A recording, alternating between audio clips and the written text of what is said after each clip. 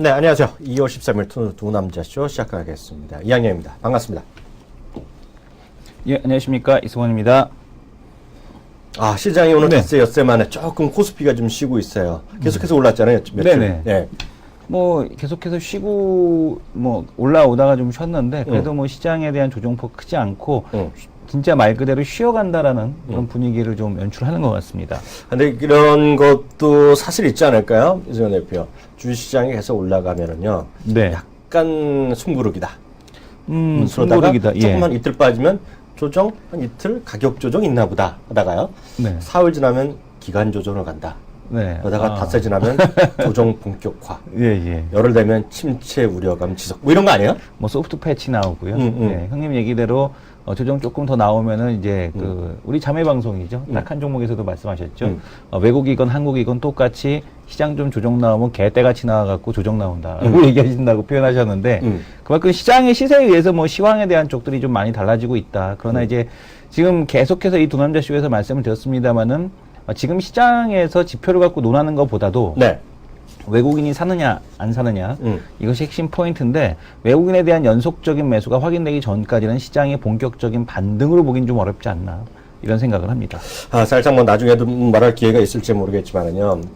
미국의 투자 전략가들은 워낙 많잖아요. 네. 한다 하는 사람들 말하면 뭐 맨날 떨어진다는 얘기하는 사람도 있고요. 좋다는 사람도 있는데요. 제가 지난번에도 한 일주일 전쯤에도 한번 인용한 분이 있는데요. JP 모건의 토마스 리라고 있어요. 네. 그 2주 전이네요.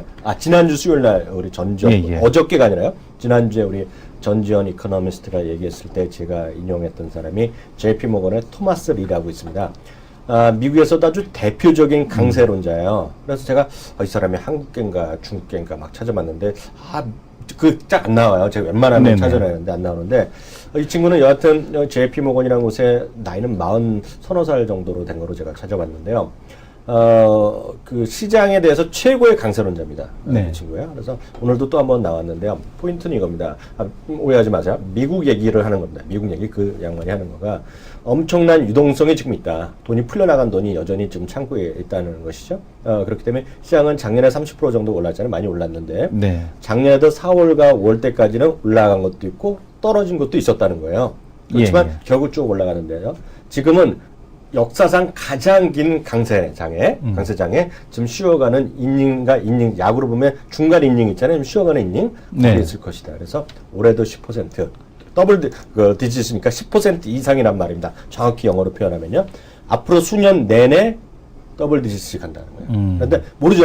이 친구 얘기니까요. 뭐 아무도 모르겠지만 그만큼 미국 시장에서는 그만큼 강세론자에 대한 목소리가 여전히 살아있다라고 일단 이해하시면 좋을 것 같습니다. 뭐 JP 모건은 지금 보니까 어제 이제 중국 시장에 대해서도 최근에 이제 20% 이상 뭐 주가가 상승할 것이다라고 긍정적인 시황을 좀 내놨었고요. 네. 지금 신흥 시장이 좀 많이 어렵다라는 것은 최근에 그 뉴스에서도 우리가 확인해 볼 수가 있는데 네. 유럽의 최대 헤지 펀드이자 전 세계 3위에 해당하고 있는 헤지 펀드인 브레번 하워드가 신흥 시장 펀드를 그 손실로 인해서 폐쇄했다라는 얘기가 전해지고 있습니다.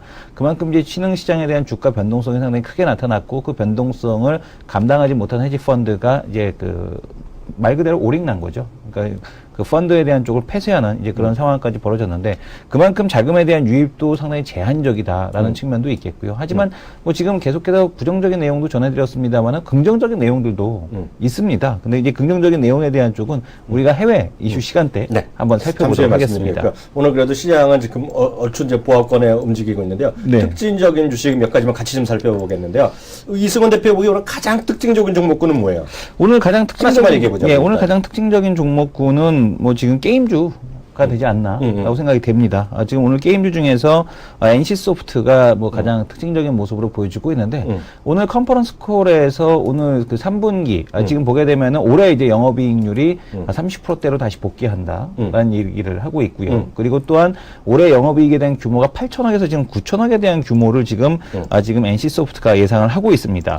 그러면은 현재 시가총액이 4조 7천억이거든요. 그러면은 현재 NC소프트에 대한 쪽은 충분히 좀 싸다라고 지금 볼 수 있지 있지 않나라는 생각이 듭니다. 그래서 NC소프트 지금 보게 되면은 8천억대, 9천억대의 영업이익에 대한 창출이 충분히 좀 가능하지 않나. 시장 일각에서 우려했던 블레이드 앤 소울에 대한 중국 모멘텀에 대한 둔화 이것을 이제 불식시키지 않을까라고 생각이 됩니다. 저는 그 다른 두 종목을 특징주로 보고 있어요. 물론 업종으로 보면 건설주가 어떻게도 이어서 GS건설을 좀 반등하는 것도 있지만은요. 특징적인 주시로 보면 전 NC소프트를 얘기했는데요. 저는 단연코 NHN 엔터테인먼트 말씀드립니다.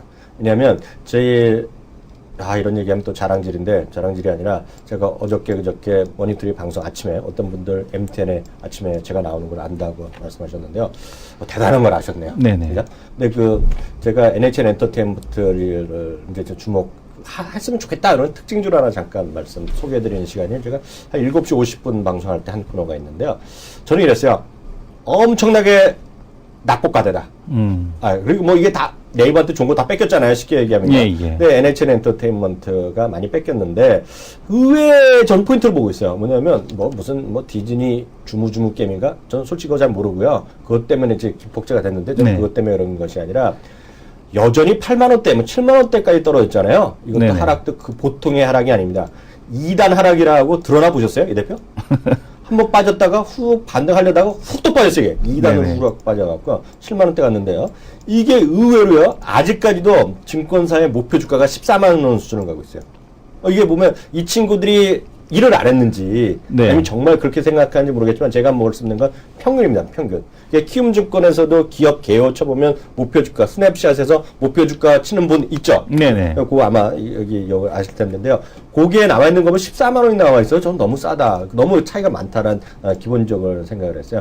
거기다가 이제 라인을 통한 매출, 광고 실는 거 그런 것들이 된다는 생각이 했었는데요. 그게 오늘 제 눈을 봤을 때는 그게 오늘 특징주라고 보고 있고요.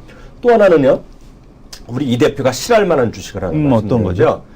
인터파크입니다. 인터파크? 인터파크가 절대 많이 오른 게 아니에요. 이게 제가 이거 뭐 지금 당장 사자 팔자 이런 얘기를 드리는 게 아니에요. 인터파크를 말씀하시는 겁니까? 인터파크. 근데 오늘 말이죠. 제가 의외 또 깜놀이에요. 네네. 왜냐하면 이게 주가가 주가 이거 뭐 오늘 2%인가 3% 올라가나 이것 때문에 말씀드리는 게 아닌데요. 뭐 잘도 우리 시청자분들 저는 이제 워낙 그런 일을 오래 해서 그런지 말인데요. 저만 그렇게 보는지 모르겠지만은요. 인터파크의 지금 오늘 현재 증권사의 목표 주가를 딱 보시면은요. 12,000에서 13,500원, 14,000원 사이입니다. 절대로 매수 의견이 별로 없어요. 대부분이 보유 의견 정도의 중립을 갖고 있어요. 화면에서 보시게 되면은 인터파크에 대해서 14,000원, 15,000원 정도 그리고 이제 매도 의견들이 다수 잠깐 이 화면 좀 세워보세요. 이 화면 좀 보세요. 해당하고 있네요. 나오잖아. 이거 어디서 보는 거야? 키움증권 리서치에서 보는 겁니다. 역시 키움증권 영문이 모든 게 다 해결돼요. 보면은요, 12,500원부터 15,000원까지 있잖아요. 메리츠 15,000원인데요. 여기서 이렇게 하니까 헷갈려. 우리 투자증권 있죠? 12,500원이 찍혀 있죠? 네네. 근데요, 오늘 데일리라는 데 있잖아요. 데일리에 단기 추천하는데, 우리 투자증권이 이 가격에서 추천이 들어갔어요, 오늘. 그럴 수 있죠. 이게 왜냐면, 애널리스트의 입장이라, 그러니까 종목을 스탁 피킹하는 단기 투자 전략과의 시각이 많이 다르다는 거거든요. 그런 것이 한 가지 경우가 있고요. 두 번째 경우는요, 내부적으로는 컨퍼런스 자기네들 회의를 할 거 아니에요. 모닝콜 같은 걸 많이 아침에 얘기하는데 목표 주고 올릴 거란 얘기를 했을 가능성이 있습니다. 그래서 그런 두 개 중에 하나의 가능성이 있는데요. 그래서 오늘 아침에도 이걸 계속 얘기를 했어요. 코멘트로 인터파크가 이상하다고. 왜냐하면 대부분이 안 된다고 그랬잖아요. 국내 증권사는요. 저는 이제 좋다고 했는데 저는 이제 따라 올라갈 가능성이 있다고 했는데 국내 증권 기관은 다 이제 팔아버렸잖아요. 그동안요. 여기 인터파크가 오늘 우리 투자증권이 12,500원의 증권사 애널리스트가 목표 주가라고 했음에도 불구하고 또 다른 팀에서 투자 전략팀에서 추천했다는 거. 이런 거는 상당히 제가 흥미로운 부분이거든요. 그래서 오늘 관심주로 저는 개인적으로 보고 있다는 거 일단 말씀드리도록 하겠습니다. 또 다른 특징 하나만 더 있으면요.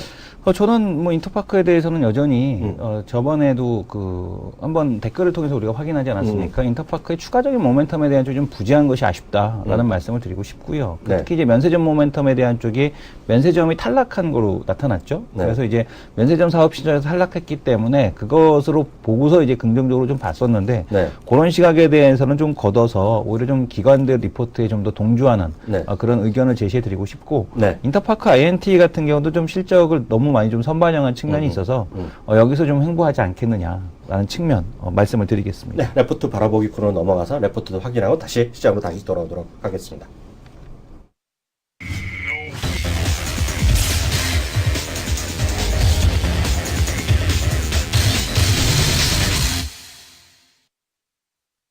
네, 그 두 남자의 레포트 바라보기 코너입니다. 이제 다들 익숙해지셨을 텐데요. 업종이면 업종, 대부분 종목 위주로 하긴 하는데요. 좀 특이한 업종이나 종목들 얘기를 하고 합니다. 오늘은요, 위메이드부터 한번 가볼까요? 네. 위메이드를 좀 보겠는데, 참, 2013년도에 개인 투자자들을 가슴 아프게 했던 종목 중에 하나가, 바로 이 위메이드가 아닌가라는 생각이 듭니다. 강연회를 다녀보게 되면은, 위메이드에 이제 상당히 높은 가격대에 이제 매수를 해서 이제 가지고 계시는 분들이 많던데. 잠시만요. 네. 이 대표가 뭐 아는 게 있다고 강연회를 가셨다고? 예, 한국경제에서. 어디요? 작년에 여름에 이제 계속 강연회를 다녔었죠. 돈 받고 가는 거야? 돈 받고 안 갖고 갔어요. 돈 받을 일 있으면 나 좀 불러주세요. 예, 알겠습니다. 그래서 지금 그 강연에 돌아다니게 되다 보면, 많은 분들이 이제 위메이드에 이제 물려 계셨던 분들이 많았는데, 아무래도 위메이드 같은 경우는 이제 실적, 보통 이제 이런 주식들이 실적에 비해서 먼저 선반영해서 모멘텀으로만 움직였다가 실적이 나오지 않는 구간이 되니까 다시 주가가 크게 하락 조정이 됐었죠. 근데 이제 올해 같은 경우도 마찬가지입니다. 올해 이제 실적이 이제 본격적으로 가시화되는 건 올해 2분기부터라는 거죠. 그러다 보니까 이제 주가가 이제 먼저 올라가게 되는데요. 지금 보게 되면은 뭐 증권사 보고서 오늘 위메이드 하나대투 증권의 보고서입니다. 지금 보게 되면 반전을 기대한다라는 제목의 보고서인데요. 예상대로 부진했던 4분기 실적. 예상대로 부진할 줄 알았으면 여태까지 왜 매수 사인을 냈는지 모르겠고요. 그리고 또 하나는 왜냐면은 1분기에도 적자가 이어질 전망이다. 라는 얘기가 나오고 있습니다. 그러나 이제 주가는 우리가 이제 주가라는 것은 보통 그 실적에 비해서 한 최소 2분기 정도 선행하는 그런 모습을 보여주지 않습니까? 그렇죠. 그래서 이제 이 주가라는 것은 좀 미리 움직이고 있다라고 보셔야 될 것 같고요. 그럼에도 불구하고 1분기가 적자가 남에도 불구하고 왜 우리가 긍정적으로 볼 수 있냐면 아크스피어, 그 다음에 이카루스, 달을 삼킨 늑대라는 이게 지금 게임입니다. 온라인 게임, 뭐 이카루스라든가 달을 삼킨 늑대. 누구랑 퍼블리싱을 하냐면 바로 텐센트랑 퍼블리싱을 합니다. 텐센트 형님이랑? 텐센트랑 퍼블리싱 한다는 얘기는 어느 정도 시장에서 흥행에 대한 쪽을 보장을 받았다라고 보시면 될 것 같고요. 텐센트가 흥행해서 뭐 지금 대표적인 게임이 뭐가 있겠느냐? 던전 앤 파이터 볼 수 있겠고요. 블레이드 앤 소울. 예, 그리고 NC소프트의 블레이드 앤 소울을 볼 수가 있을 것 같습니다. 그래서 텐센트랑 퍼블리싱을 한다라는 것은 그만큼 이제 시장에서 어느 정도 흥행에 대한 쪽을 좀 보장을 받았다라고 볼 수 있기 때문에 이런 새 작품이 이제 흥행이 그 시작이 된다라면은 4월까지 계속해서 이 게임에 대한 어떤 런칭이 이루어지게 될 텐데요. 실적에 대한 개선세 기대가 된다라고 보시면 될 것 같고요. 모바일 게임 쪽에서도 지금 보시게 되면 아이언 슬램, 천랑, 윈드러너 2 등 이런 그 모바일 라인업이 2분기까지 출시가 될 것으로 예정이 되어 있기 때문에 아무래도 본격적인 매출에 대한 개선세 2분기부터 시작이 되지 않겠느냐라고 보고 있고요. 지금 화면을 통해서 보시게 되면 매출액에 대한 증가세는 꾸준하게 지금 이어지고 있습니다. 지금 보시게 되면은 매출액에 대한 증가세가 지금 2,490, 올해 한 2,500억 정도 나올 것으로 보여지고 있고요. 내년에 3,700억, 그리고 내후년에는 4,000억까지 계속해서 실적, 매출에 대한 실적 개선세가 이어질 것으로 보고 있어서 아무래도 실적에 대한 쪽 현재 주가 수준을 놓고 본다라면 위메이드 같은 경우는 투자에 대한 가치가 있다. 그리고 또한 위메이드는 올해보다도 이제 내년까지 딱 이제 보면 좋을 것 같은데 인터파크에 대해서도 제가 말씀을 드릴 때 인터파크 상장, INT 상장 전까지 괜찮지 않겠느냐라는 말씀을 드리지 않았습니까? 근데 아무래도 이 위메이드 같은 경우는 카카오톡 이벤트가 남아있기 때문에 카카오톡 이벤트 전까지는 뭐 긍정적이지 않겠느냐 이렇게 보여집니다. 약간 제가 감히 조심스럽지만 이 대표님께 약간 반론을 제기해도 될지 모르겠습니다. 예, 반론을 제기하셔도 좋은데 지금 정겨운 공사 현장 소리가 들리고 있습니다. 혹시 무너지는 건 아니겠죠? 예. 저기요, 그 두 가지 질문이 있습니다.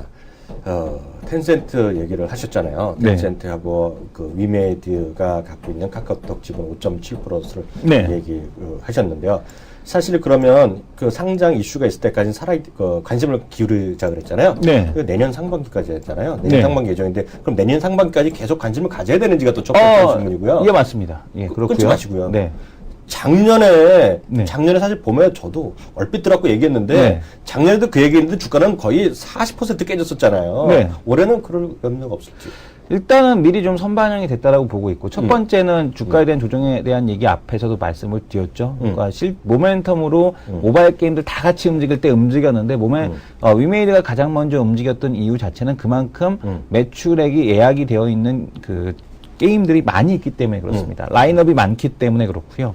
그렇기 때문에 이제 모멘텀으로 움직였다가 막상 실적은 따라붙지 않으니까 주가는 깨졌는데 뭐 이런 부분 주가 깨질 만큼 깨졌다라고 보고 있고 이제부터 주가가 만약에 깨진다라면 런칭하는 게임들에 대한 실적이 좋지 않을 경우 물론 이제 그 하락에 대한 가능성이 있겠습니다만은 뭐 라인업 뭐 하나만을 이렇게 목매는 이제 그런 상황은 아니기 때문에 추가 하락에 대한 가능성은 지금보다는 좀 적지 않겠느냐라고 보고 있고요.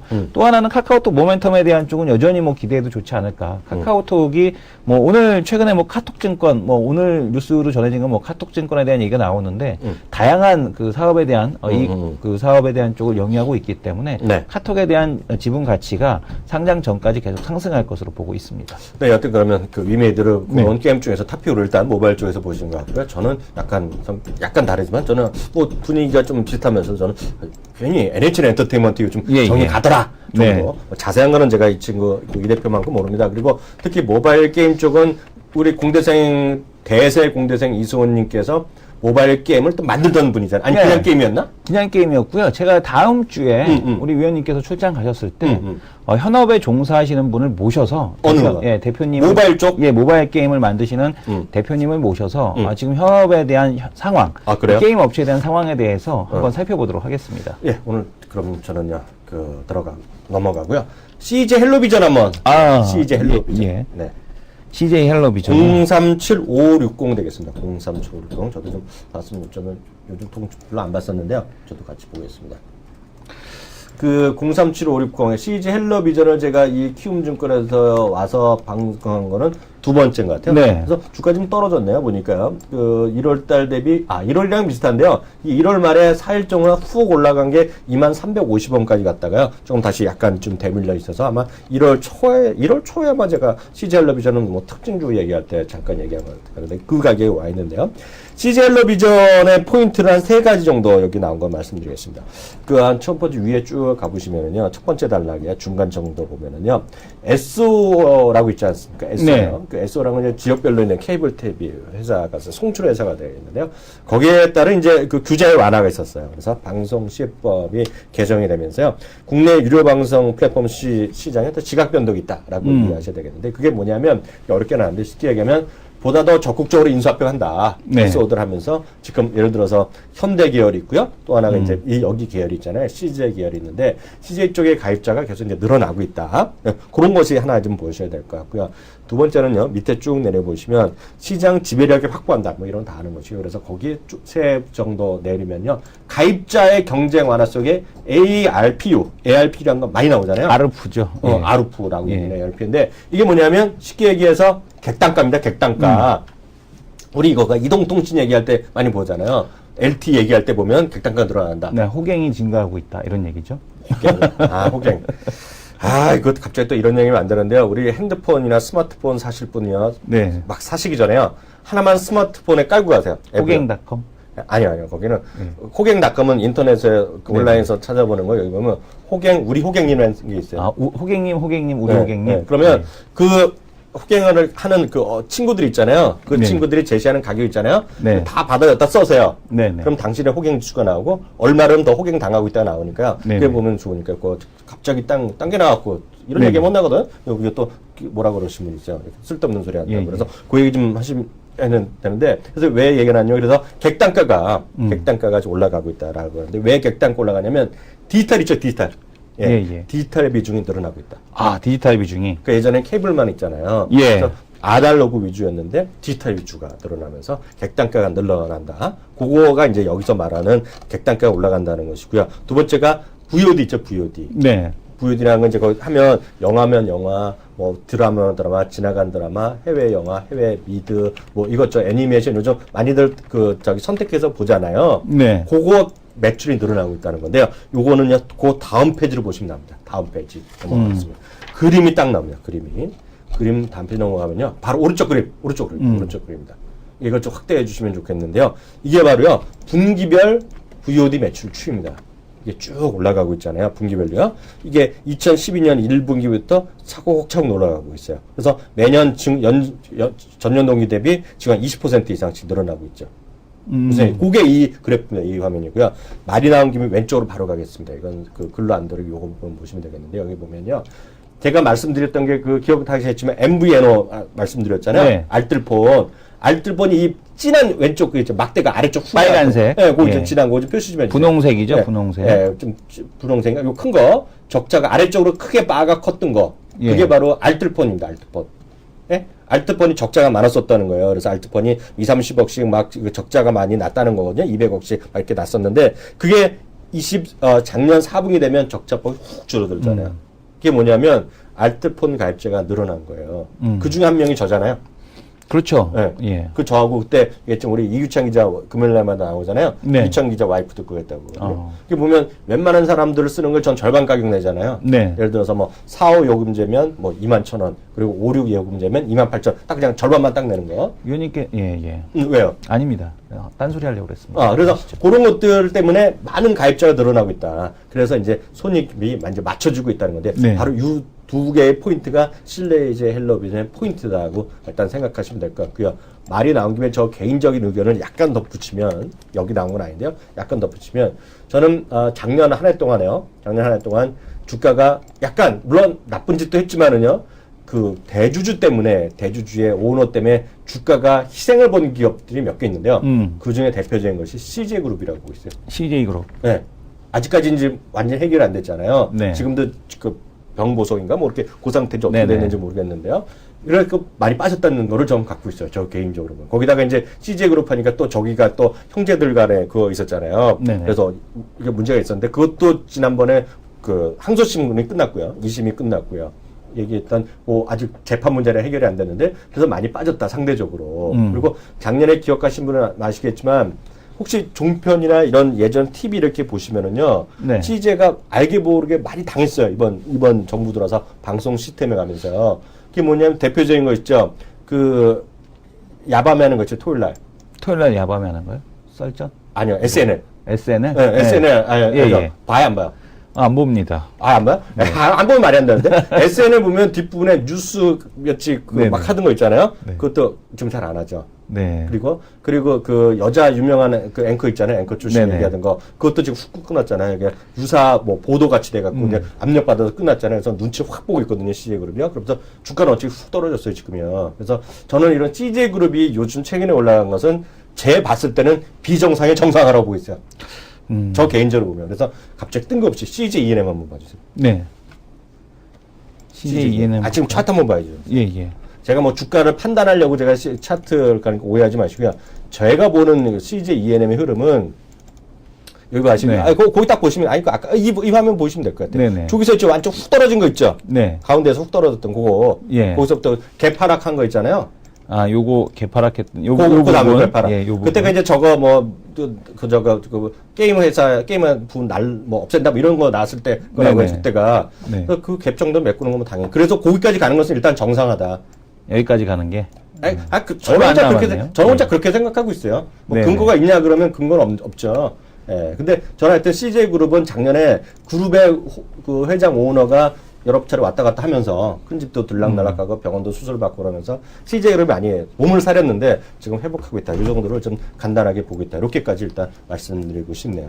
다른 또 그 종목별로 어떤 코멘트 있으면 또 해주세요. 뭐 CJ ENM 같은 경우는 일단 그 CJ 그룹 자체가 아직까지 문제가 좀 해결됐다라고는 보기 어려울 것 같고요. 그렇다면은 글쎄요, 저는 상대적으로 오히려 CJ가 좀 손해 보는 부분을 오히려 수혜를 받는 한솔그룹주에 대해서 좀 더 좀 주목을 해야 되지 않을까 이런 생각을 합니다.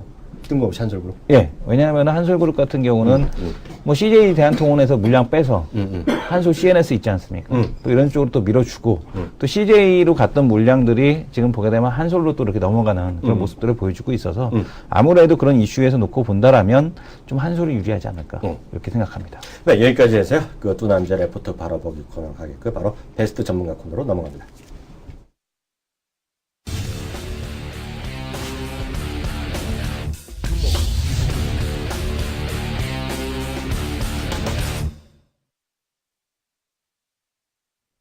네, 그 베스트 전문가 코너입니다. 베스트 전문가는 이게 그 아무나 나올 수 있는 자리가 아니죠. 그 약속된 규정대로, 키워드림의 규정대로 예를 들어 3개월 1등, 한 달 1등, 아니면 전주 1등, 그리고 아니면 또 다른 뭐 여러 가지 규정에 의해서 3개월 뭐 2등까지 나오고 뭐 이런 것들이 있는데요.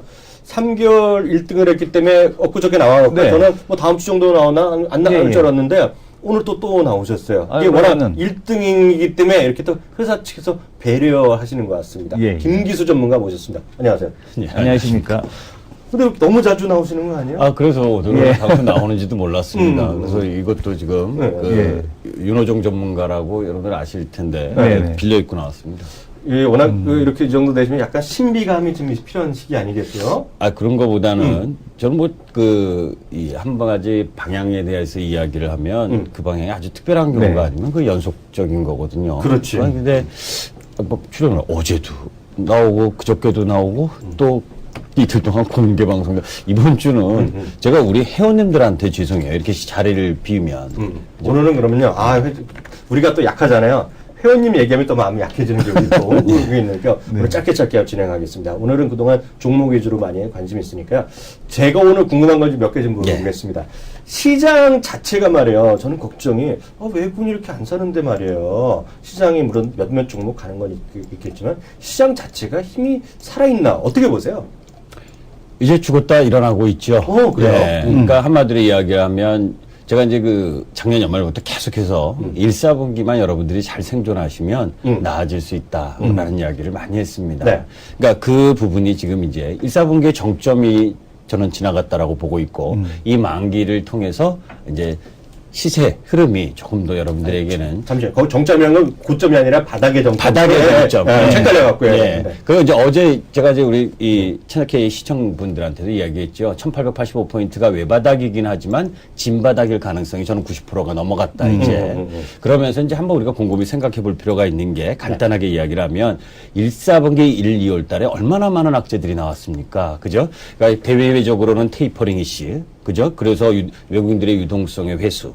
그죠? 그런 부분들 때문에 외국인 매도가 나왔고 또 중국 시장이 안 좋았죠. 그리고 중국 시장이 안 좋으면서 경제 지표가 안 좋니 뭐니 하는 내용들. 거기다가 유럽은행들의 그 스트레스 테스트가 5월부터 실사를 하는데 네. 거기에 있어서 재정 건전성을 확보하기 위해서는 그 전에 좀 일부 매도가 나왔을 거고, 이제 그런 대외적인 악재, 거기다가 엔화 환율 부분에서 또 우리 수출 기업들의 경쟁력의 약화, 이런 우려들, 거기다가 작년 연말에 무수히 배당을 통해서 들어왔었던 프로그램 매물까지 이 1, 2월 달에 복합적으로 악재가 다 나온 부분입니다. 아직도 그죠? 업종 부분에서 바닥이 나왔다라고 할 수 없는 업종이 몇 개 있죠. 산업재 소재 쪽에서는 1, 4분기까지 봐야 됩니다. 그쪽은. 그러나 종합주가 지수 전체적으로 봤을 때는 여기서 더 외국인이 세게 매도하기보다는 이제 매수 흐름 속으로 나타날 수 있는 부분이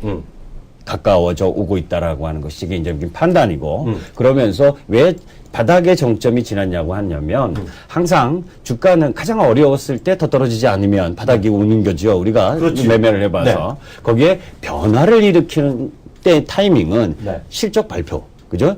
잘 올라가고 있는지, 나 잘 떨어졌는지. 그죠? 실적이 괜찮게 나오는데 많이 떨어졌으면 반대의 추세가 형성되는 거죠. 그러니까 추세를 지속할 건지, 추세를 다르게 갖고 갈 건지 하는 현상이 벌어지는 데가 실적 발표, 그리고 만기, 그죠?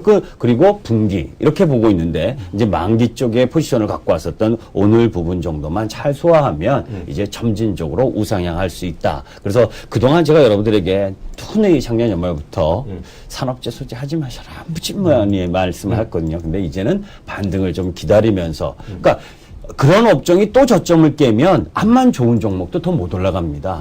그러니까 업종에서의 나름대로의 바닥이다라고 하는 부분을 만들어줄 정도의 반등 흐름이 지금 전개되고 있잖아요. 조금씩. 그러네요. 네. 네. 그런 흐름들이 나와야 또 추세를 지키고 있었던 종목들이 상승할 수 있는 부분을 갖고 가고 거거든요. 그런 흐름으로 봤을 때 최악은 이미 1885포인트를 찍었었던 위치에서 이미 나왔고, 이제 쌍바닥 흐름들을 체크를 해야 되는데, 종합주가 지수 차트 하나만 딱 보도록 하겠습니다. 이게 네. 예전에 그려드렸던 부분인데, 이 부분은 시간이 없어서 제가 아니. 빨리 하는데, 네. 예. 마음은 항상 급해요. 마음이 급해져갖고. 네. 나올 때는 사실 예. 별로 나오고 싶지 않은데, 네, 나오면 이야기. 제 얼굴 보고 나왔잖아요, 오늘요. 자, 여하튼, 이렇게 외바닥이지만 박스권을 훼손한 겁니다. 그죠? 이게 기존 박스였거든요. 그런데 훼손했다가 바로 곧바로의 반등으로 오늘 1940포인트까지 갔다. 오늘 1925포인트 안 깨잖아요.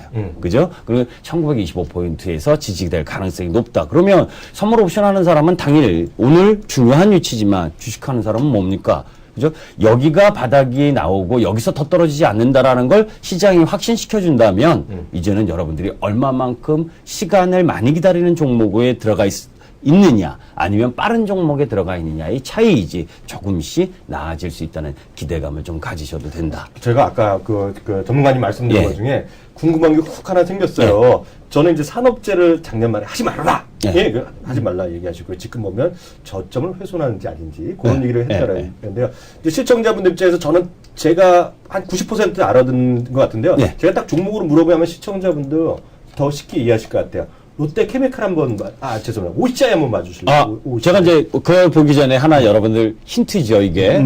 OCI 전 지금 사도 된다고 봅니다. 이제는. 그러니까, 예. 그게 뭐냐면 오늘 신문에 LG화학이 뭐 태양광 뭐 이야기 나왔죠. 그죠? 뭐 사업장에도 확대하고. 딱 그 생각이 들었습니다. 산업에 대한 흐름 속에 저보다는 그쪽이 더 낫지 않겠어요. 그죠?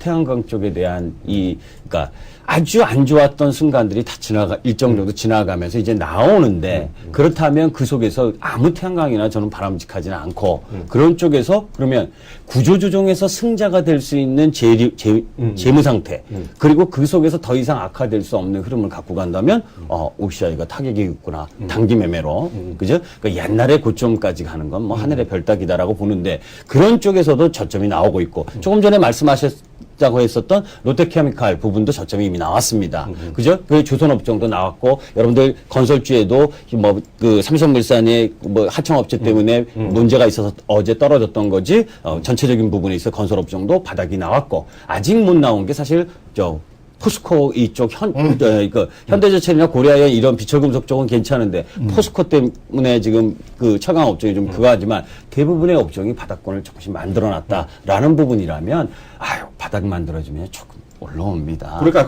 저도 그 질문을 벌써 답을 주셨어요. 성급하셔서 그러는 것 같은데 그 차트 한번 같이 봐주시면 보죠. 예. 제가 질문이랑 답이 맞는지 우리 시청자분들이 우리가 OCI 얘기해서 그렇죠. 많이 보는 산업재가 많으실 거란 말이죠. 아까 저점이 이번에 지난번에 12월 저점이 16만 원짜리고요.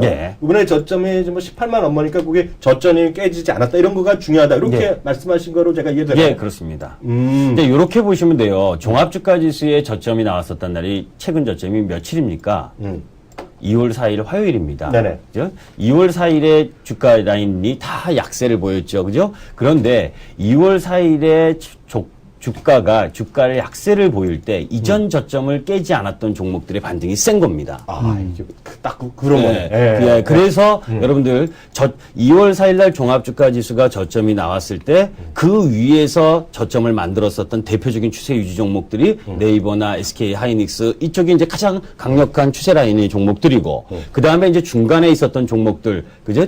그게 OCI라든지 롯데케미칼이라든지 현대모비스라든지 이런 유형의 종목들이 고려아연 이런 유형의 종목들. 그다음에 이제 마지막으로 종합주가지수가 2월 4일 날 저점을 찍을 때 더 밑에 들어갔었던 업종이 이제 증권업종, 보험업종, 그다음에 금호석유니 이런 화학주 일부, 그다음에 조선주, 삼성중공업 이런 식인 게 그러니까 그런 것들이 이제 지금 거기에 제일모직, 삼성전기, 삼성테크인 그러니까 마지막 순환에 가장 많이 떨어졌던 게 지금 올라오는 타이밍이 그래서 오늘 삼성전기나 LG전자 이런 것들이 어제 오늘 조금씩 빨간불을 내는 게 저점을 못 지키고 떨어졌던 걔네들까지 이제 저점을 만들려고 하는 시장 흐름이기 때문에 그죠? 시장 지수가 더 밀린다라고 생각하는 건 바람직하지 않다 이렇게 보고 있습니다. 하나만 더 여쭤보겠습니다. 오늘 바쁘셔갖고요. 저 보내드려야 될까요? 하나만 더 여쭤보겠습니다. 이런 거 질문 드려도 되는지 모르겠어요. 좀 이해를 해주시고요. 저희 게시판이 있습니다. 저희 두 남자 쇼 하나 있는데요. 거기 어떤 분이 이런 걸 질문하셨어요. 왜냐하면 오늘 하이닉스는 워낙 다 아니까 얘기할 필요 없어 보이고요. 유진테크나 그대로 읽어드릴게요. 그러니까 종목을 딱 여쭤보는 게 아니라 유진테크나 원익 같은 원익 IPS를 말씀하신 것 같아요. 딸 바보 아빠님인데요. 다시 한번 읽어드립니다. 유진테크나 네, 다 알고 원익 들었습니다. 같은 예. 반도체 장비주 계속 갖고도 될지 궁금합니다. 이게 뭐냐면 SK하이닉스 가니까 이런 것도 더 이렇게 질문하시는 거예요. 그런 거를 앵커분들한테 묻지 마시고 저 공개 방송 때 오셨으면 다 아셨을 텐데 그러니까요. 제가 그 MDS 테크도 원익 IPS에도 괜찮습니다. 그냥 반도체가 이 뭐죠? 하이닉스가 가고 있는데 반도체 장비주가 못 갈 리가 이거 뭐가 있습니까? 다만 실적이 X판인 건 안 되겠죠, 그죠? 네, 실적이 따라올 수 있는 건 업종의 모멘텀을 따라가죠. 그죠? MDS 테크 저 공방할 때도 좋다 얘기했죠. 그러니까 그런 것도 다 쫓아가는데 기본적으로 같은 흐름인데 예, 그렇죠. 실적은 꼭 확인해야 된다. 그럼요. 무엇이든 간에 기본적으로 업종부, 그러니까 그 실적이라는 게 과거에 나빴다. 과거에, 그러니까 4, 4분기 실적도 과거입니다. 이제는. 그죠? 그 4, 4분기 실적이 중요한 게 아니라 그 4, 4분기 실적보다 1, 4분기가 좋아질 것이라는 가능성만 있으면 다 괜찮다. 이렇게 보시면 됩니다. 네, 오늘 밥쟁은 여기까지 모시겠고요. 다음 달에 이제 또 1등에서 또 나오시나요? 다음 달에 여기 또 나오고 싶습니다. 여기? 예, 나올 거고요. 확실히 하겠습니다, 그러면. 예, 그때 한 번만 나오겠습니다. 그건 저랑 얘기하면 안 되고 PD분이랑 상의하셔야 되겠습니다. 예, 수고하셨습니다. 감사합니다. 예, 감사합니다.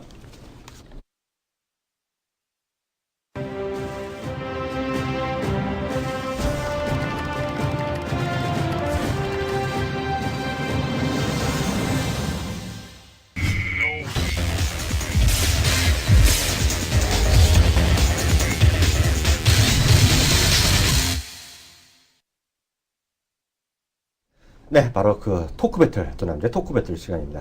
토크 배틀은 저희는 사실 흥미롭게 보고 있어요. 왜냐하면 다양한 한쪽 방의 의견이 아니라요. 여러 가지 이슈에 대해서 국내 이슈면 국내 이슈, 해외 이슈에까지 서로 좀 다른 얘기, 각각의 뭐 틀린 주장이 있는데요. 그런 것들에 대한 얘기를 나눠보는 시간이 되겠습니다. 첫 번째 주제 화두는 제가 이 대표한테 질문을 드리고 싶은데요. 최근 들어서 금값도 좀 올라가고 있죠. 네. 유가도 설렁설렁 올라가고 있습니다. 그래서 뭐 여러 가지 얘기가 나오고 있던데 이런 원자재 가격의 흐름 예. 어떻게 보는지 그것 좀 정리해 볼까요? 원자재 화면을 일단 먼저 한번 보실까요? 화면이요? 예. 네. 지금 보게 되면 이제 CRB 인덱스죠. 지금 로이터 제프리 그 CRB 인덱스가 보게 되면 이렇게 계속해서 상승하는 모습을 보여주고 있고요. 이거 이제 원자재 가격에 대한 쪽을 이제 지수화해 놓은 지수입니다. 계속해서 어느 게요? 지금 이 CRB 인덱스 자체가 그런데 지금 보게 되면 2014년도 들어서 계속해서 반등하는 모습을 보여줬다라는 것은 대부분의 원자재가 이제 상승을 했다라는 건데 금 가격이 상승을 했습니다. 아주 특이한 현상인데 테이퍼링에 대한 이슈가 나왔음에도 불구하고 계속해서 반등하고 있다라는 점, 요거가 좀 퀘스천 마크에 대한 쪽으로 볼 수 있을 것 같고, 근데 좀 특이한 거는 또 하나가 이제 그 구리 가격이 오히려 하락을 했습니다. 구리 가격은 오히려 빠졌고, 그 다음에 유가 같은 경우는 오히려 상승했고, 유가는 뭐 계절적인 요인도 좀 있었다라고 보고 있습니다. 특히 이제 미국 북동부 지역의 한파, 그리고 특히 이제 유럽 지역에서도 한파가 몰아쳤거든요. 이번은 북유럽에서. 그래서 이번에 이제 그 한파에 대한 영향, 이상기후에 대한 영향으로 유가에 대한 쪽은 좀 상승을 했었다. 라고 보고 있는데, 지금 보게 되면은 이 CRB 인덱스에 대한 쪽 금 가격이 이렇게 올라갔다라는 것은 조금은, 좀 쉽지 않은 상황이다라고 보고 있고, 또한 지금 보게 되면은 이 구리 가격이 이렇게 내려왔다라는 것은 현재 뭐 경기에 대한 개선에 대한 쪽에 대해서도 상당히 헛갈리고 있다. 그러니까 지금 뭐 구리가 일단은 좋아져야 되는 거 아니겠습니까? 한때는 뭐 닥터코퍼라고 또 이렇게 언급이 됐었는데 신흥국 경기의 어떤 그 바로미터다라는 얘기까지 들었었는데 구리 가격이 반등을 못한다라는 것은 여전히 경기에 대한 쪽이 개선되어 있는 것은 쉽지 않다라고 보여집니다. 근데 재밌는 거는 오늘 좀 급락이 나오긴 했는데요. 역시 마찬가지로 이 호주 달러 역시 지금 보시는 것은 이제 호주 달러 그래프입니다. 네. 호주 달러 그래프인데 호주 달러가 최근 들어서 이제 반등이 나왔었죠. 지금 보시게 되면은 9월 달과 이제 11월 달 우리나라 시장하고 이제 거의 유사한데 이 대표적으로 이제 원자재를 수출하는 국가가 캐나다, 그다음에 호주 이런 국가들인데 호주 달러가 강세로 갈 때 결국에는 이머징 마켓에 대한 자산이 강세로 갑니다. 근데 호주 달러가 오늘은 급락을 하고 있습니다. 오늘은 급락을 하고 있는데 오늘은 이제 호주의 고용지표 부진에 의해서 급락을 하고 있습니다만 추세적으로 이렇게 반등하고 있다라는 것은 아무래도 신흥국 시장에 대한 기대감이 좀 시장에서 반영이 되고 있는 것이다라고 보여지고 있습니다. 그래서 시각에 대한 쪽은 상당히 혼재되어 있지만 바닥은 찍지 않았나, 기대에 대한 쪽이 좀 반영이 되고 있지 않나, 이런 시각을 좀 가져볼 수 있을 것 같습니다. 그리고 아까 금 얘기했는데요. 네. 금 얘기를 제가 추가적으로 잠깐 해드리면 저는 뭐 금의 전문가는 전혀 아니지만은요. 오늘 미국에서 1280 몇 달러 정도로 제가 끝난 거로 아는데요. 네. 조금 올라갔는데 미국에서 블룸버그에서 이렇게 조사를 해봤더니요. 1400달러를 3개월 안에 가는 가능성이 있다고 시티그룹이랑 또 한 군데가 또 두 군데서 아마 그 리서치를 한 모양이에요. 네. 그래서 뭐 1400달러인데요. 이유는 그쪽에서 얘기하는 명확하죠. 이머징 마켓에서 불안감. 그게 있고요. 중국 사람이 좀 멈칫하는 줄 알았는데요. 또다시 네. 중국 사람들이 금 산다. 뭐 그런 얘기가 또 나오고 있더라고요. 예전에 금값 많이 올라갈 때 중국 사람이랑 인도 사람이 금을 엄청 산다 그러면서 수요 얘기했는데 그 다음에 이제 인도가 지금 그 화폐가 쭉 떨어지니까 어떻게 되는지 모르겠는데 그래서라도 아마 그 자산 가치 유지하려고 그래서 금에 대한 수요가 인도에서도 여전히 꾸준하다 뭐 이런 식의 레포트 그 기사가 나왔는데 제가 크게 사실 솔직히 관심이 없어갖고 자세히 읽지는 않았는데 그건 제가 갑자기 생각나서 말씀드리는. 그러면은 금에 대해서 바이에 대한 의견을 내십니까? 저요? 예.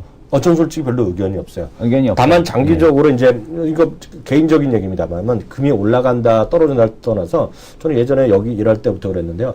그 은행에 가시면 맨날 네네. 적금 들잖아요. 네네. 뭐 그냥 뭐 적금 들고 또 뭐 있죠? 그 펀드 있죠. 네. 펀드 이렇게 월정 펀드? 네. 적립식 이런 거 있잖아요. 적립식 펀드. 네, 근데 적립식 펀드 하느니 뭐 나쁘다는 게 아니라 저는 적립식으로 금을 좀 사라. 네. 그런 얘기는 좀 하고 있고요. 지금도 그건 같은 생각인데요. 금이 워낙 올라갔다 떨어졌는데 좀 많이 올랐다가 많이 떨어졌잖아요. 네네. 1900 뭐 가다가 떨어져갖고 뭐 했지만 장기적으로 보면 금에 대한 것은 좀 갖고 가자는 건데 그걸 단기적으로 뭐 이게 1400인데 이게 1600 간다 그런 거에 대한 개인적인 부인은 없어요. 왜요? 그걸 갑자기 아니 저는 뭐 금에 대해서는 바이 쪽보다는 여전히 음. 지금은 접근할 때가 아닌 것 같다. 왜냐하면 테이퍼링에 대한 이슈로 인해서, 그러니까 음. 작년에 이제 금 가격이 급락을 했던 원자재 가격이 급락을 했던 이유 중에 하나가 네. 바로 이제 그 주요 트레이딩 은행들, 그러니까 지금 주요 IB들이 음. 원자재 그 트레이딩 사업부를 다 정리했습니다. 금도 역시 마찬가지고요. 그러니까 원자재 트레이딩 시장에서 이제 철수하는 모습들을 보여줬었는데, 그러니까 지금 원자재가 올라가는 것은 거래량에 대한 쪽도 많이 부족하고 그러다 보니까 일부 뭐 금처럼 반등하는 케이스도 나오긴 하는데 이것이 추세는 아닐 것이다. 그래서 테이퍼링에 대한 이슈가 계속 시장을 지배하는 이상 금은 결국에는 내려갈 수밖에 없지 않나. 그런 관점에서 금은 조금은 바이사이드 쪽은 아닌 것 같다라는 생각을 하고 있습니다. 그래서 그 부분은 이승원 대표가 네. 더 맞을 겁니다. 왜냐하면 저는 금에 관심이 없으니까요. 그렇게 보시면 될 것 같고요. 다음 이슈는 저는 오늘 그 미국에서 다시 논쟁이 엄청나게 격하게 벌어지고 있는 걸 우리 시청자분들한테 꼭 좀 전해드리고 싶어서 오늘 이걸 냈습니다. 뭐냐면 미국에서요. 작년에 가장 뜨거웠던 주식이 3개가 있습니다. 네. 이렇게 보면 여기 지금 화면을 좀 보여주시면 좋겠는데요. 페이스북, 넷플릭스, 테슬라 이거가 3개가요. 미국에서 가장 뜨거운 3개의 주식해갖고 해고 이거를 우리가 흔히 얘기해서 영어로 쓰면 그렇지만 모멘텀 스탁이라고 그랬던 겁니다. 예, 이게 대표적인 거지. 페이스북, 넷플릭스, 테슬라. 그리고 이제 구글은 제가 참고적으로 하나 넣어놨는데요. 이 3개는 실적이나 이런 거 분명히 좋아지겠지만 실적 이런 거보다는 앞으로 많이 바뀐다. 이 세상을 많이 뒤바꾼다. 그런 관점을 했던 거가 막 이런 거, 이 3개죠. 절대로 PR이나 이런 밸류 측면에서 보면 설명이 안 되면서 새로운 세상을 바꾼다거나 하는 것들 많이 올라갔던 것인데요. 이 3개가 다 공통으로요. 주가가 넷플릭스를 제외하고는요. 넷플릭스는 그렇게 조정받은 적이 없어요.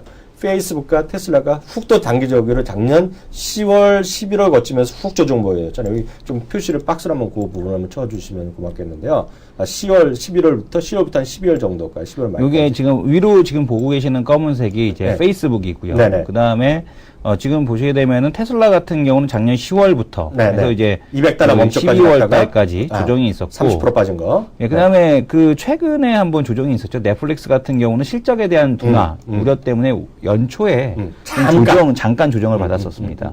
그리고 이제 제 아래 거가 저거잖아요. 파란 거가 구글이요. 구글이잖아요. 예. 구글이 이제 꾸준하게 올라간 이슈가 있겠는데요. 이 3개가 멈칫했다가 다시 지금 사상초가를 가고 있잖아요. 그래서 이 부분 때문에 논쟁이 많습니다. 무슨 논쟁이냐면요. 미국에서도요. 다시 성장주냐. 다시 세상을 바꾸는 다시 한번 성장주냐. 아니면 무슨 소리냐, 얘네들은 작년에 한 번 했기 때문에 올해는 그냥 밀려서 조금 더 그럴 뿐이다 라는 거죠. 그래서 근데 보면은 이런 관련 주식들이 우리나라에서 훅 올라갔다가 비슷한 것들이요, 테마로 형성했다가 지금 또 별로 테마로 형성이 잘 안 되고 있어요. 일부 뭐 네이버 정도 되는 별로 흥미가 별로 반영이 안 되고 있는데요. 궁극적으로 이들의 제 개인적인 입장이고, 미국에서 다수, 특히 앞서 이제 토마스를 이런 사람들이거든요. 아주 긍정적으로 보는 사람들은 이런 것들의 시세가 더 날 것이다 라는 얘기를 하고 있어요. 만약 그러면 기존의 어떤 산업의 섹터보다는 이런 쪽의 중심인데, 미국에서도 새로운 바람의 흐름이 계속 이어질 가능성이 크다라고 보고 있고요. 그런 관점에서 저는 약간의 성장주를 약간은 선호하는 편인데, 그런 관점에서 이런 주식들의 흐름이 앞으로도 미국에서 중요할 것 같다라는 관점. 그리고 만약 이런 것들이 있다 그러면 외국 사람들이 주식을 사는 이유는 딱 두 가지입니다. 두 가지 중에 하나를 해결하시면 돼요. 그것은 저는 개인적으로 보면 그것은 우리나라에도 마찬가지. 우리나라에서 주식을 선택하는 외국인의 입장에서도 똑같은 논리라고 보는데요. 첫 번째는 밸류에이션으로 엄청 싸다. 밸류에이션으로요. 다만 이제 망하면 안 되겠죠. 네. 망하지 않는 상태에서 마켓 쉐어도 있고 밸류에이션으로 엄청 싸다라는 것을 하나 사는 것이고요. 두 번째는 설득시킬 수 있는 소위 스토리가 있으면 된다.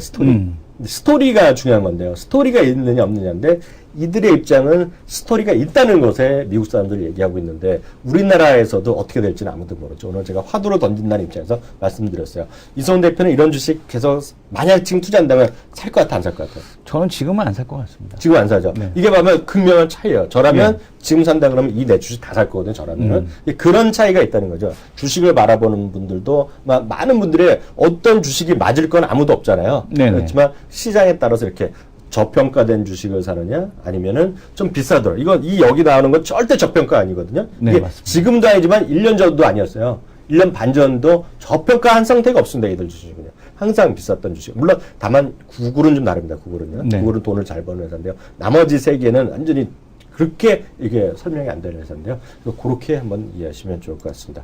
우리나라에서는 그러면 당연하게 어떤 그 절대적으로 평가를 받고 있는 이런 쪽 위주로 좀 보자는 게 이제 이성원 대표 입장인데요. 어떻게 보세요? 저거는 이렇게 화두를 던졌는데. 일단 제가 지금 이 주식을 안 사겠습니다라고 하는 이유 중에 하나가 뭐냐면, 지금 시장에서 이제 다들 얘기가 테슬라도 마찬가지였었고요. 그나마 이제 좀 그 불식을 시킨 건 이제 페이스북인데, 실적에 대한 쪽이 이제 시장의 어닝 서프라이즈를 기록을 하지 않았습니까? 그래서 뭐 페이스북 같은 경우는 뭐 가능할 수 있다라는 생각은 드는데, 그러니까 지금 미국 시장에서도 가장 큰 화두가 고평가입니다.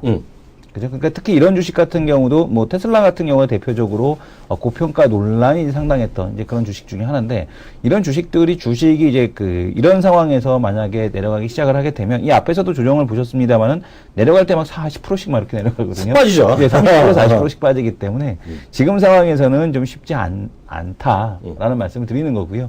그러니까 지금 시장에 대해서 긍정적으로 바라보느냐에 대한 쪽에서는 뭐 추가적으로 또 올라갈 만한 모멘텀에 대한 쪽이 지금은 별로 없는 상황이라고 좀 보고 있습니다. 그래서 좀 쉬어가야 되는, 또 이제 반등을 한번 세게 또 줬기 때문에 좀 쉬어가야 되는 구간이라, 여전히 뭐 기간 조정에 대한 쪽이 좀 필요하지 않나, 그런 관점에서 조금은 쉬어가도 되는 그런 종목들이다라고 생각이 됩니다. 네, 바로 다음 이슈 한번, 그래서 오늘 한 이슈를 4가지 정도 준비했는데요. 하나 더 보겠습니다. 오늘 금리 동결이 결정했잖아요. 뭐 큰 의미는 없겠지만 아마 결국은 그 임기가 얼마 안 남은 총재 입장에서, 하는 총재 입장에서 새로운 정책 변화를 하기 쉽지 않았겠죠? 뭐 한번 말씀을 드렸습니다만은, 지금 금리를 국내 증권사, 외국 증권사에서도 마찬가지인데요. 뭐 바클라이 캐피탈이라든가 JP 모건이라든가 뭐 시티 같은 경우도 전부 금리 동결에 대한 쪽을 예상을 하고 있고요. 또 심지어는 하반기 가서는 인상할 가능성에 대한 쪽이 있다라는 그런 의견을 제시를 하고 있습니다. 국내 시장에서 금리에 대한 골드만삭스만 2분기 중에 금리 인하가 가능하다. 지난번 금통위 때도 금리가 인하될 것이다라고 예측을 했다가 틀렸었는데, 맞아요. 골드만삭스의 이유는 단순합니다. 신임 한국은행 총재가 오게 되면 금리를 인하할 것이다라는 이제 그런 의견을 제시한 것인데, 금리 인하에 대한 의견은 국내가 됐던 국외가 됐던 이제 소수 의견에 불과하다라는 말씀을 드리겠고, 대다수의 의견이 금리는 동결, 그리고 만약에 경기가 개선이 된다라면 인상이 가능할 것이다라는 의견이 대다수를 이루고 있다라는 것을 말씀을 드리겠고요. 특히 지금 이제 자본 유출과 관련돼서 신흥시장국 이제 금리들이 뭐 터키는 무려 550bp 가까이 올리지 않았습니까? 네. 터키에 대한 인상, 뭐 인도의 인상, 뭐 이런 그 신흥시장에서 금리의 인상이 있었기 때문에 금리를 인하하는 것은 쉽지는 않을 것이다라고 판단을 하겠습니다. 사실 저는 제가 네. 뭐 그쪽은 잘 모르지만 금리를 왜 내리는지 잘 좀 이해가 안 됩니다. 근데 왜 내려야 되는지. 네. 지금 결국 해외도 결국은 우리나라가 미국을 쫓아가는 나라인데 미국에서도 결국 장기적으로 보면 내년부터 이제 금리가 본격적으로 올린다고 어저께 말한 거랑 마찬가지인데요. 그런 관점에서 왜 내려야 되는지 저는 개인적으로 이해가 안 되는데요. 여하튼 뭐 정부 당국이라든가요. 높은 어른들이 그렇게 한다 그러면요. 금리 내리겠죠. 다만 그런 것들이 금리가 하락적으로 자꾸 잡히면 은행주나 이런 것들의 반등에는 좀 제한이 있을 수밖에 없다라는 저는 개인적인 생각을 또 갖고 있습니다. 참 그리고 오늘 목요일이잖아요. 네. 목요일 날 새벽마다 보라는 거 있었잖아요. 네. 뭔지 아세요? 예, 피부인사이트닷컴 들어가서 폴리실리콘 가격 확인하셔라라는 말씀 주셨죠. 아까 그 얘기 하려다가 이제 아까 할 자리가 안 와서 안 했는데 OCI랑 연결되는데요. 어느 좀 또 올랐다면서요? 예, 오늘 올랐습니다. 폴리실리콘 가격이 전주 대비해서 0.9% 상승을 했고요. 지금 보게 되면 화면에 나와 있죠. 0.91% 상승한 21.15 달러를 기록을 했습니다. 근데 지금 재밌는 거는 뭐냐면 모듈 가격은 지금 폴리실리콘 가격은 올랐음에도 불구하고 모듈 가격은 오르지 못했다라는 얘기가 나오고 있는데 잠시만요. 거기에 이 화면도 다 같이 보이는 거예요? 여기서 나오지는 않습니다. 지금 보게 되면 이제 웨이퍼 가격이 있고요. 저 밑에 보게 되면 모듈 가격이 있죠. 모듈 가격 같은 경우는 오히려 하락하는 이제 이런 모습을 보여줬었는데 모듈 가격이 하락한 것은 여전히 수요에 대한 쪽이 그렇게 크지는 않다. 그리고 폴리실리콘 거래도 춘절 전 구매로 인해 상당히 좀 제한적이었다라는 그런 얘기가 나오고 있고, 그러나 이제 여전히 이제 그 폴리실리콘 가격이 소폭 상승한 것은 다운스트림 쪽, 그러니까 밑에서의 수요에 대한 증가가 될 것이다라는 기대감을 좀 반영하지 않았나 이렇게 보고 있고, 오늘 어제 중국 국가에너지국에서 지금 태양광 발전 연간 신규 증설 규모를 좀 발표를 했습니다. 그래서 한 1,400만 킬로와트, 1.4 메가와트죠. 확정을 했기 때문에 여전히 폴리실리콘 가격에 대한 쪽이 상승하는 쪽으로 좀 봐도 좋지 않을까 이렇게 예상을 하고 있습니다. 그 관련돼서 어저께가 아니죠. 그저께죠. 그저께 이제 OCI 어저께도 잠시 얘기했는데요. 그 부분에 대해서 다시 한번 어저께 혹시 못 보신 분들 위해서 다시 한번 말씀드릴까 합니다. 무슨 얘기냐면요. 그저께 이제 실적을 발표하면서요. 이우현 부사장이 컨퍼런스 콜에서 또 나왔잖아요. 네. 그래서 한 것들 혹시 잊어버리신 분들 못 보신 분 위해서 다시 한번 확인드리면 폴리실리콘 가격은 올해 완만한 우상향 얘기했어요. 그래서 길게 보면 25에서 30달러 정도도 한번 터치할 수 있지 않아요. 그런 쪽으로 한번 제시했어요. 네. 근데 이제 이게 보면 반도체에서는요. 반도체 회사에서는 시황을 볼 때 삼성전자의 반도체 담당 임원이 무슨 말을 하느냐가 가장 중요합니다. 왜냐하면 그건 1위 업체의 어떤 자신감이잖아요. 예. 이제 폴리실리콘 쪽에서는요. 대충 OCI가 3위권 안에 들잖아요. 전 세계 3위죠. 전 세계 3위권 안에 들고 이제 2위, 1위 가겠다고 했는데 그게 이제 이번에 시장이 어려워지면서 투자가 보류가 들어갔잖아요. 네. 그래서 계획했던 걸 다음에 1위로 가는 건데 이제 못 가고 있는데요. 여하튼 OCI가 시황관을 밝히는 게 상당히 중요하다라고 이해하시면 될 것 같고요. 제가 정확히 모르지만 아까 여기 나왔던 게 순서입니다. 처음에 그 다음에 이제 웨이퍼 셀이 들어가고요. 그 다음에 모듈이 마지막 단계잖아요. 네. 근데 거기서 나온 거가 모듈 업체의 수익성이 되는 것은 아마 하반기 정도 아니겠느냐라고 했어요. 그쪽에서 나온 대충의 합의된 점이요. 그렇기 때문에 모듈 업체는 아마 제가 뭔지는 시청자분들 아실 것 같고요. 이성훈 대표 아는 거 있어요? 모듈 업체? 대표된 거? 관련된 것들? 기억이 안 납니다. 아니, 그런 것도 있을 거예요. 그래서 예. 제가 드리고자 하는 말은 뭐냐면 우리 시청자분들이 검색하면 네이버나 아니면 영문에서 모듈, 태양광 모듈 하면 쭉 나올 텐데요. 그런 회사들이 정말 쉽게 얘기하면 이거죠. 난방을 해갖고 이제 다 훈풍이 따뜻해지는 거 있잖아요. 그거는 하반기다.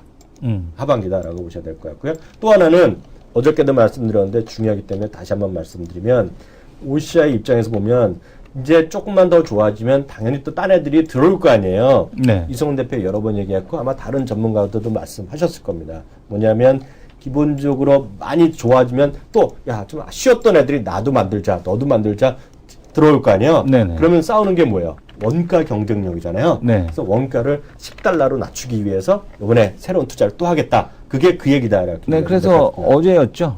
지금 OCI 같은 경우는 폴리실리콘에 대한 증설을 발표를 했습니다. 그래서 공장 증설에 대한 쪽을 밝혔었기 때문에 아무래도 원가 지금 보게 되면 원가 절감 말씀 주신 대로 원가에 대한 쪽을 낮추기 위한 그런 시도가 계속이 되고 있다라고 보시면 될 것 같습니다. 네, 그래서 그런 관점에서 큰 그림의 태양광을 보셔야 될 것 같고, 그래서 제가 왜 그 말씀 앞서 결론을 잠깐 빼먹었는데 말씀드리다가 까먹었는데, 그래서 폴리시리콘이 가격이 올라간다 그러면요, 예전에는 많은 분들이 찾잖아요. 네.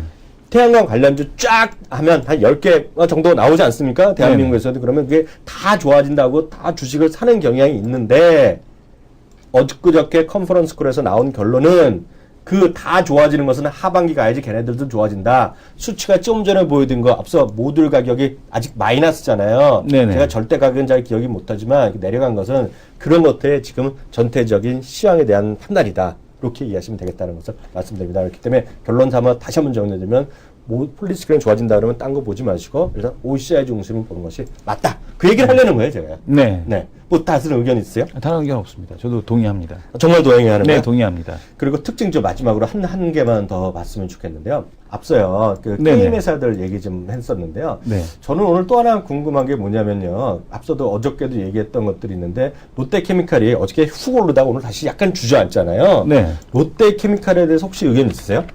롯데케미칼에 대한 건 오늘 뭐 당연히 좀 조정 좀 들어오는 자리. 당연히? 예, 조정 좀 들어올 수 있는 자리라고 보고 있고요. 네. 이제 워낙 이격이 좀 있었기 때문에 근데 뭐 오늘 조정폭이 크지 않아서 긍정적으로 좀 봐도 되는 그런 상황이라고 보고 있습니다. 근데 롯데케미칼 같은 경우는 어제 재료가 있었죠.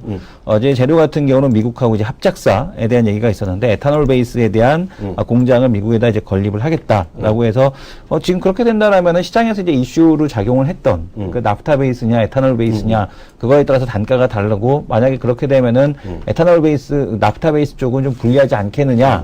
기존에 있던 이제 동남아시아 동북아시아 지역에 있는 이런 이 크래커 공장들이 전부 다 나프타 베이스인데 그러면은 이제 이게 문제가 되지 않겠느냐 뭐 이런 얘기가 나오지 않았습니까? 근데 아무래도 뭐 이런 이슈가 있다라면 롯데케미칼 같은 경우는 뭐 심리적으로 좀 많이 개선되는 그런 효과를 가져올 가능성이 높다라고 보고 있습니다. 예, 오늘 여기까지 하겠고 마지막 코너로 바로 넘어가도록 하겠습니다.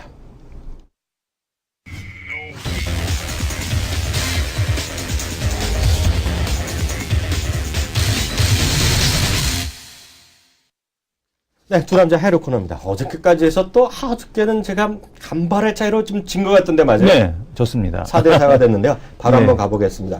1933.40이니까요. 남자답게 1933포인트 잡겠습니다. 뭐로 잡을게요? 어떻게 잡으시겠습니까? 만기일인데 오늘. 만기일인 날 이거를 한다는 건 그거 미친 짓이죠. 미친 짓인데, 이거는 예. 재미삼아 하는 건데요. 네. 저는 만기랑 상관없이 로우 한번 가봅니다. 로요? 네. 전 하이 보겠습니다. 진짜 하이? 네, 하이. 소신껏 하이? 원래 하이였습니다. 왜요? 네, 하이. 소신껏 하이. 네. 그 이유는 뭐냐면 일단은 시장에서 외국인들 매물출이 그렇게 크지 않은 상황으로 놓고 봤을 때는 종가에 그렇게 매물이 쏟아지지 않을 것 같다라는 생각이 들고 있고 두 번째는 일단은 중국 시장에 대한 흐름 양호하게 전개가 되고 있고요. 그리고 또한 한국물 ETF도 어저께 이제 상승해서 마감되는 모습을 좀 보여줬습니다. 그런 관점에서 놓고 본다라면 오늘 수급에서는 그렇게 크게 불리하지 않은 상황이 전개되지 않겠느냐. 그래서 그런 관점에서 좀 하이 보도록 하겠습니다. 저는 그냥 순수하게 좀 로우 하겠는데, 소신껏 로우 하겠는데요.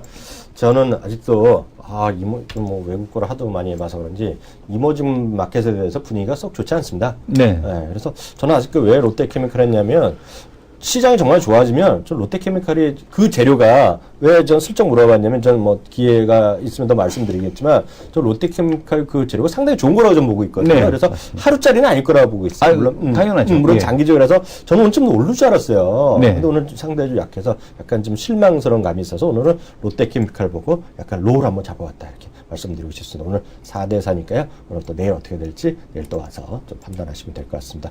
오늘 좀 준비한 내용은 여기까지겠고요. 오늘 또 시간이 많이 돼서 오늘 게시판의 내용을 소개 못 드려야 되겠네요. 이런 부분 모아서 내일 같이 말씀드리도록 하겠습니다. 의견 있으신 분은 다시 말씀드리지만 팟빵 온라인 인터넷이나 스마트폰 받으셔서요. 거기서 팟빵의 게시판에 올려주시면 저희가 적극 반영하도록 하겠습니다. 감사합니다.